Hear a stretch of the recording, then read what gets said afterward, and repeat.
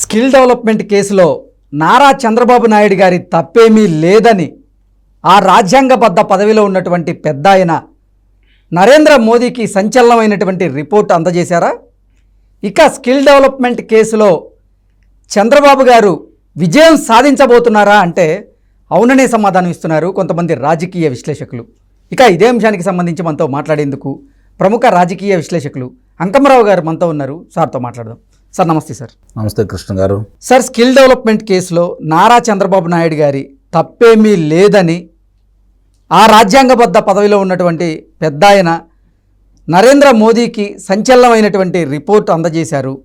ఇక skill development కేసులో చంద్రబాబు గారు విజయం సాధించడం ఖాయం అంటూ కూడా ఒక వార్త ఇప్పుడు సోషల్ మీడియాలో చక్కర్లు కొడుతూ ఉంది. ఏంటి సార్, ఆ వార్తలో వాస్తవం ఉందా?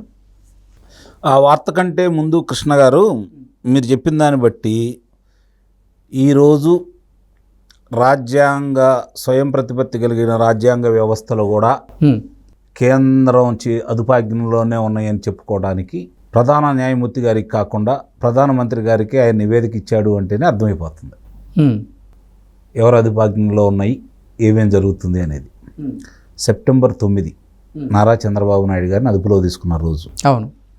అంటే ఈ రోజుకి అప్పటికొచ్చే తలికి 3 నెలల 22 రోజులు, ఇది వచ్చే తలికి 2 నెలల 25 1 నెల 25 రోజులు. మరి ఇన్ని రోజుల్లో కూడా దానికి సంబంధించినంత వరకు ఇక్కడ ఉన్నటువంటి సిఐడి అధికారులు ఒక్క ఆధారం కూడా న్యాయస్థానానికి సమర్పించట్లా. మరి ఎలా ఆ రోజు అదుపులో ఎలా తీసుకున్నారు?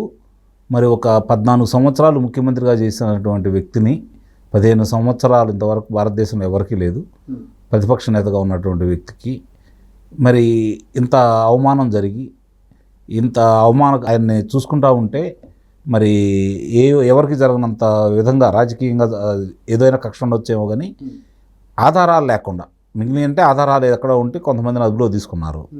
ఆధారాలు లేకుండా ఆయన నిర్బంధించాలని ఒక్క కోరికతోటి అదుపులో తీసుకున్నారు కదా.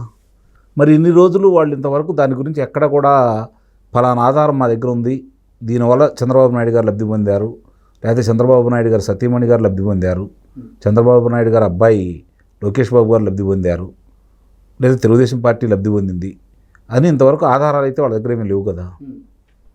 మరి ఇప్పుడు ఈ జరుగుతున్న పరిణామాలన్నీ ఒకసారి చూసుకుంటూ ఉంటే 2,13,000 మందికి శిక్షణ ఇచ్చి అందుట్లో రమారమి 70,000 మందికి మంచి ఉద్యోగాలు విదేశాల్లోనూ స్వదేశంలోనూ చాలా అధిక మొత్తంలో వాళ్ళకి ప్రతి నెల వచ్చేటువంటి ఉద్యోగాల్లో వాళ్ళు చేసుకుంటూ ఈరోజు చంద్రబాబు నాయుడు గారి నిర్బంధంలో తీసుకున్న తర్వాత రమారమి 100 దేశాల్లో మరి కొన్ని లక్షల మంది బజారుకు వచ్చేసి అమెరికా లాంటి ప్రదేశాల్లో కూడా ఆశ్చర్యపోయారంట. అక్కడ ఏంటి ఇంతమంది ఇట్లా బయటికి రావడం ఏంటి అనేది.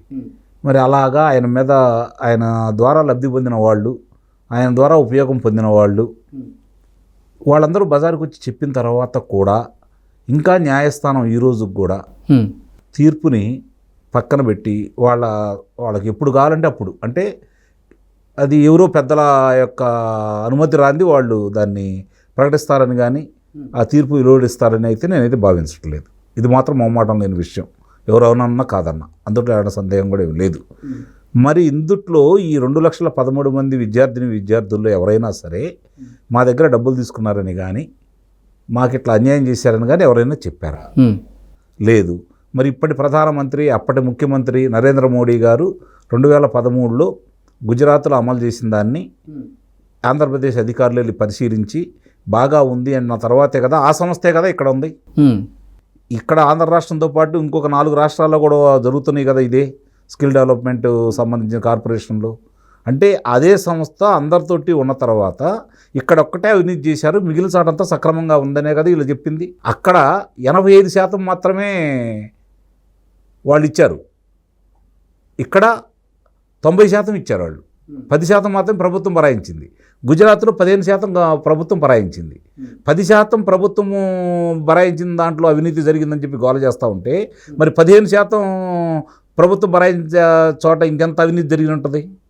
కాబట్టి ఇది కావాలని ఆయనకి ఎలాంటి ఆధారాలు లేవు కాబట్టి ఎన్నికల ముందు సామధాన భేద దండోపాయాలన్నీ ఉపయోగించిన తర్వాత కూడా ఆయన లొంగలేదు కాబట్టి ఏదో విధంగా తమ యొక్క అదుపాజ్ఞంలో పెట్టుకోవాలని చంద్రబాబు నాయుడు గారిని కొంతమంది శక్తులు ఆడించినటువంటి నాటకం అని చెప్పి స్పష్టంగా అర్థమైపోతుంది. ఈ పిల్లాడికి అంత ధైర్యం కూడా ఏం లేదు. ఎన్నికల ముందు వెళ్ళి జగన్మోహన్ రెడ్డి గారు ఎన్నికల ముందు చంద్రబాబు నాయుడు గారిని నిర్బంధంలో తీసుకొని తలకొరి తెచ్చుకుంటాడని ఆయన అయితే భావించడు. ఏ రాజకీయ అజ్ఞాని కూడా అలాంటి పని చేయడు. ఓకే, అది చాలా పెద్ద వ్యక్తుల ప్రమేయంతో మాత్రమే ఆయన అదుపులో తీసుకున్నారనేది సుస్పష్టం. ఇప్పుడు ఈ రాజ్యాంగ పదవిలో ఉన్నటువంటి వ్యక్తి నివేదిక ఇచ్చినా కూడా అది బుట్టదాఖలు చేస్తారే తప్ప దాన్ని తీసుకెళ్ళి ఏదో, ఎందుకంటే అది కొట్టేయలేరు లేదా అమలు చేయలేరు. ఎందుకంటే ఈయన కనుక నాకు 17A వర్తింపజేస్తుంది, దాన్ని అమలు చేయకుండా వీళ్ళు నన్ను అన్యాయంగా నిర్బంధించారని చెప్పి కదా ఈయన అభియోగం. అది కనుక కాదు అని చెబితే ఇప్పుడు ప్రధానమంత్రి గారి మేడకు కూడా చుట్టుకుంటుంది. అది ఆయన మీద కూడా ఉన్నాయి ఇట్లాంటివన్నీ.